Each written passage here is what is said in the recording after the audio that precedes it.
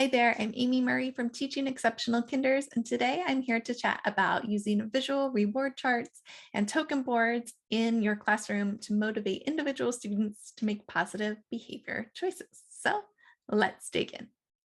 First of all, let's chat about what is a token board, why you might need to use one.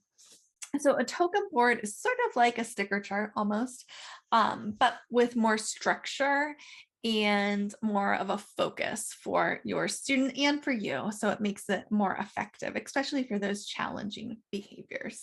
My classroom, I always use token boards for individual students. It was too much to manage 25 or 30 some years of them all at once. So it was for kiddos who were having trouble buying in to the whole group behavior management system, or that just wasn't enough structure to keep them on track throughout the day. The whole point of the token board is to earn tokens and then earn a reward. So you will set it up really however you want. This is what worked best for us.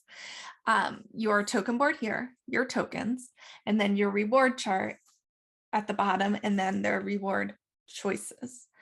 So let's start with the token board and talk about how that works, and then we'll save my tips for reward choices for later. All right. So when you're thinking about your student who you want to use this token board with, you need to think about their behaviors and which behavior, one singular, that you want to tackle first, which needs to be extinguished the most. So when you think about a kiddo who's struggling behaviorally in your classroom, there's probably a variety of behaviors happening that you're seeing. Your kiddo might be struggling to stay in his space, might be struggling to work quietly, maybe they're extra noisy, might be impulsively calling out, and might be escaping or eloping the classroom when they're upset. But you need to choose just one behavior at a time. Why only one? Well, when we focus on too many, it's hard for the student to find success. It's also hard for us to navigate, well, was this really working, or what exactly is going on. So it's better data to focus on one by itself, but it's also better for the student because you want to set them up for success. The point of the token board is so your student is feeling successful in the classroom, not for you to prove that they can't meet a goal. That's a tough pill to swallow sometimes for some of us, because sometimes we're experiencing these huge behaviors in the classroom and all we want is more support. And so we're like, look, we tried this, we tried this, we tried this, and nothing's working. But you really want to start small with your token board and build up so that you're both feeling success, the student and you. So this example, I have the goal up here where we're working on with a kiddo who is having trouble calling out. Okay, they just were interrupting all the time, forgetting to raise their hand, and the waiting to be called on part. So their goal was to raise their hand and wait to be called on. And we started with 5 spots because I felt like that was something that was manageable. Now, the student could probably have done that in a day or in a class period, like just one sitting. They probably could do it in a morning. Usually it took the whole day, which is like the perfect amount of time, but it wasn't going to take him 3 days or a week to earn this goal. He could do it rather quickly if he put his mind to it. And so it was achievable and he found success with it rather quickly. Now, if you have a student who isn't ready, like 5 is just too many, they're not there yet, then you could choose to start with 3. Okay, 3 tokens, or even just 2 in some extreme cases, or with bigger, more frequent behaviors, 2 might be the place to start. Or you have a student who is already mastering, the 5 tokens, then maybe you're ready to move on to 10 tokens. Okay? So you just kind of have to feel it out and know that your goal is to set the student up for success while you are starting this. And so thinking about which board is the best fit for the student and the behavior they're displaying. Okay, So I like to keep their chart in a folder. We use colorful folders for the purposes of this example. I just grabbed a manila folder because it's easily folded. And I would put the chart in here. I would either put the student's name or some kind of marker on the outside. Maybe they want to decorate it. Then I'd run it through the laminator and run all the pieces through the laminator so that you have your chart and it's ready to go. If this were laminated, then I could use a dry erase marker and I could write the goal right at the top so it's on there. That way everyone who's working with the student can see it. The other great thing about having this in a folder of some kind is the student can take it with them. They can take it to their special ed teacher, they can take it to their music teacher, they can take it to lunch. So it can travel with them fairly easily because it's just a folder. And when it's shut, really nobody needs to know what's in the folder because it's there. So if you laminate it and then use some Velcro spots on there. All right, a tip about tokens, and then we'll dive into the reward.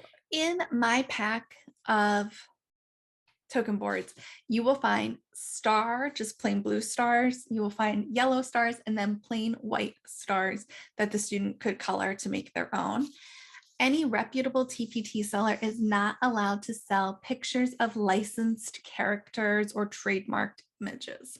So that's really difficult to find highly motivating tokens for your students. So one year I had a kiddo who loved Sesame Street, especially Big Bird, but loved Sesame Street. So we made his tokens out of Sesame Street characters. There's a couple very easy ways to do that. You could find pictures online and print them, but that might take a little bit.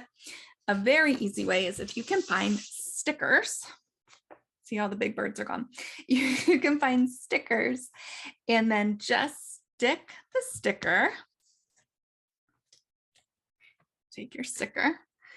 Oh, one of my hairs is on there. And then you stick the sticker to a piece of paper. And then run it through the laminator.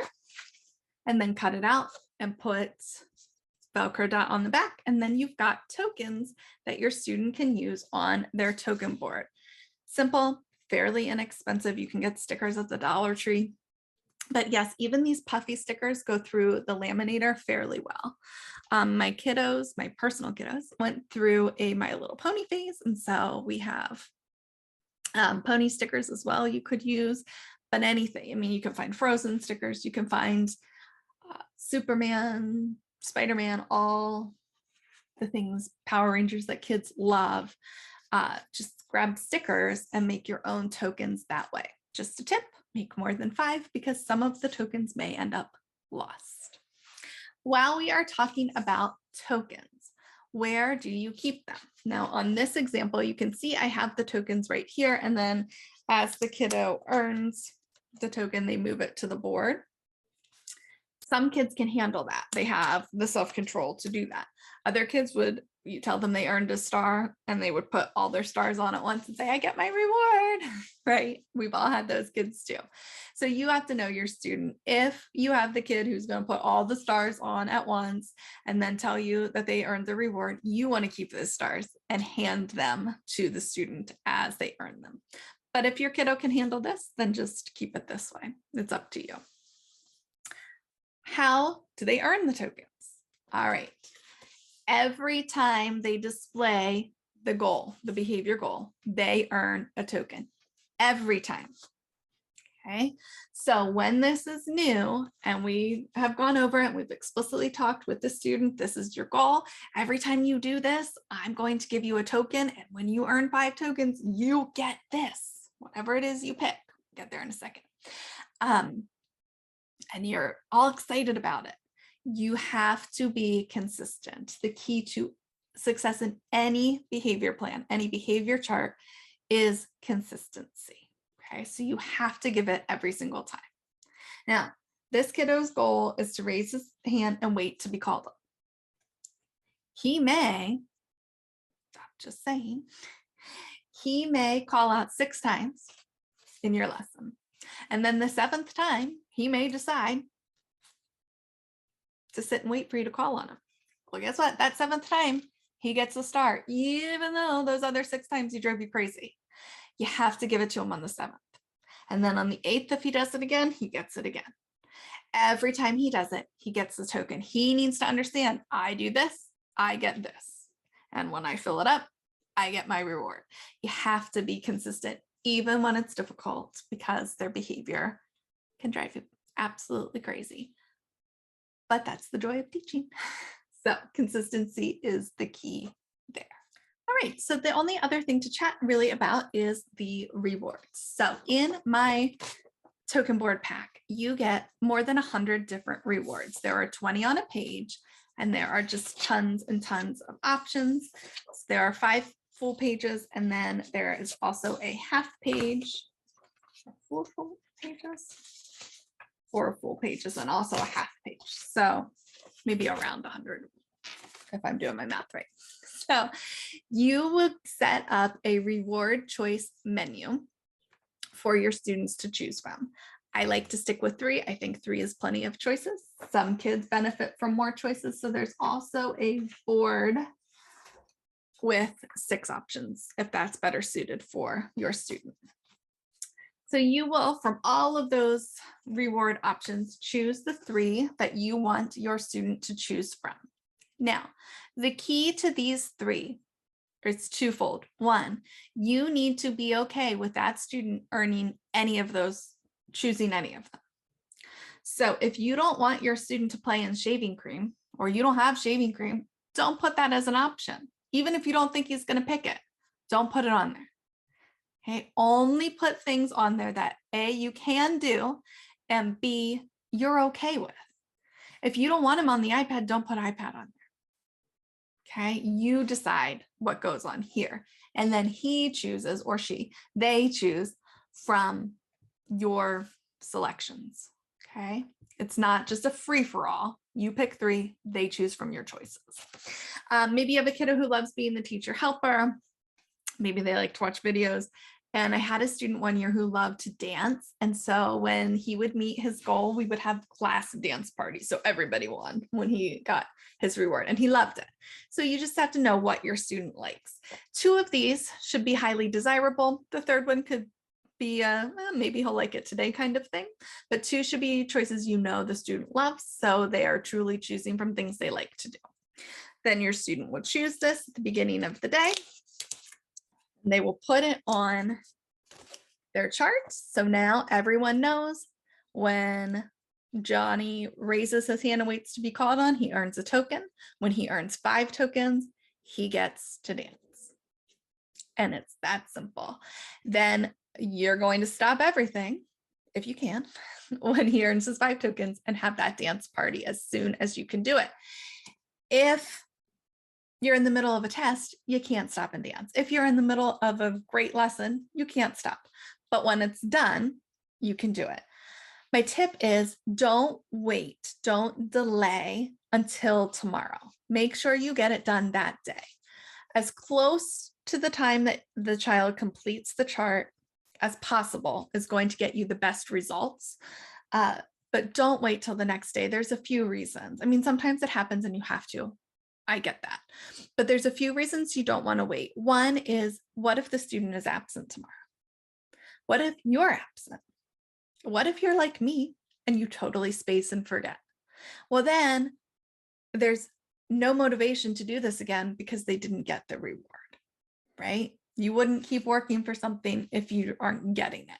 So you want to make sure that you can consistently and quickly, in a timely way, not right that moment, but you understand what I'm saying. You don't want to prolong it if you can help it. So that will help your student to buy in. That covers what I wanted to cover today about using token boards in the classroom. If you have any questions for me, you can find me on Instagram at Teaching Exceptional Kinders, the same on Facebook, that's our Facebook page. And you can always get me by email. It's amy@teachingexceptionalkinders.com. And I'd love to chat with you there or hear how things are going in your classroom. I will drop the link below so you can check out the visual reward charts and token boards that look like this on my store. Until next time, have an exceptional day.